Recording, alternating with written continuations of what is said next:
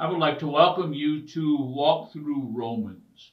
We are walking through this wonderful book of Romans verse by verse and taking a look at what the Apostle Paul is trying to get across to the believers in the city of Rome.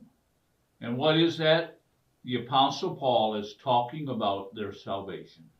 Now, some people would say, well, Romans is all about justification. And you know what? They would be right. Others would say it's all about knowing our righteousness, and they would be right. But all of that is encapsulated in our salvation as believers. Now, today we're in Romans, the 7th chapter, verse number 1. And this is what the Apostle Paul wrote. He says, "Or do you not know, brethren, for I am speaking to those who know the law, that the law has jurisdiction over a person as long as he lives." Now, who is Paul talking to? Here he's talking to a group of believers who are Jewish. And he says, first of all, he says, "Do you not know, brethren?" And that word brethren could mean brothers in the faith, but it could also mean brethren as far as other Jewish persons. But then he adds this phrase, and he says, "For I'm speaking to those who know the law." You know what? A Jewish person knew the law. They knew the law from beginning to end. They heard the law every Sunday, not every Sunday, every Sabbath day. They heard it all the time. They were constantly confronted with the law. They knew what they could do, what they couldn't do. I mean, it was ingrained into them since they were small children. So the Apostle Paul says, now I'm going to talk to you people who know the law, you Jewish people, you know the law. And then he goes on in verse number 1 and he says that the law has jurisdiction over a person as long as he lives. Now, I think all of us realize that when a person dies, there is no more jurisdiction of the law. And so the Apostle Paul, what he's doing is he's trying to get something across to them. He's trying to get an understanding across to them that when a person dies, the law no longer affects their lives. Now keep that in mind, because he goes now in verse number 2 and verse number 3, and he begins to talk about marriage. Now let me say this to you. The Apostle Paul is not giving instruction on divorce and remarriage. The Apostle Paul is basically using an illustration, and the illustration is this, that once a person dies, you're free. Once a person dies, there is no jurisdiction of the law anymore. Now that's important because tomorrow we're going to get into this fact that we have died. Now, let's go back to verse number 2. And he says, "For the married woman is bound by law to her husband while he is living." That's the fact. When you are married, you are bound to the law. You are bound to the covenant that you made with your husband and husbands to their wives. And so Paul makes this statement, "For a married woman is bound by law to her husband while he is living."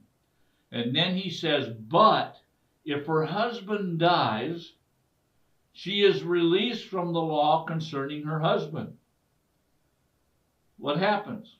As soon as the husband dies, the wife is released from this law that has bound her to her husband. And let me just say that it goes the same way. If a wife dies, the husband is released from the law that has bound them to their mate. Now, verse number 3. "So then, if while her husband is living, she is joined to another man." Now, the key here is she is joined to another man. In other words, she has come and she has joined herself, and one of the things that we understand here is that she has joined herself sexually. We need to understand that that the act of sex is the union of two people. It's the two becoming one flesh. And so when the Apostle Paul writes here and he says, and she is joined to another man, he's not just talking about being friends with another man. He's talking about that she has actually come and she has had a sexual union with another man. Then he goes on, she shall be called an adulteress.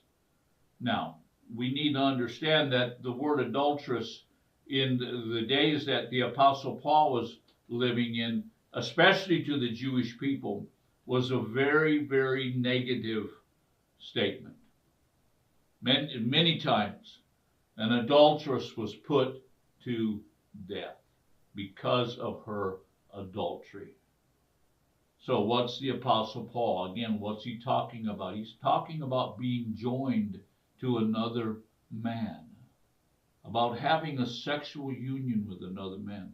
And then he goes on in the end of verse number 3, and he says, but if her husband dies, she is free from the law. In other words, the law that held them bound, she is free from that law. Now, he's got a reason. Remember, the Apostle Paul is not talking about divorce and remarriage. He's talking about a person dying, and because they died, there is freedom. Now, notice what he says. So that she is not an adulteress, though she is joined to another man. There's that phrase again. Though she is joined to another man. Now, let me just say this to you. What the Apostle Paul is going to begin to talk about is he's going to begin to talk about death and how we as believers have died and we have joined ourselves to another. If a husband dies, the wife is free. If a wife dies, the husband is free. And the Apostle Paul is using this to illustrate something to us that we're going to get into tomorrow. And that is, we as believers have died with Christ. And therefore, what are we? We are joining ourselves together. You know, many times the church is called the bride of Christ. What is it? We have died to sin. We have died to the law in this context, and we have joined ourselves to Jesus. I want to encourage you to listen tomorrow because we're going to go deeper into these verses. Thank you for watching today.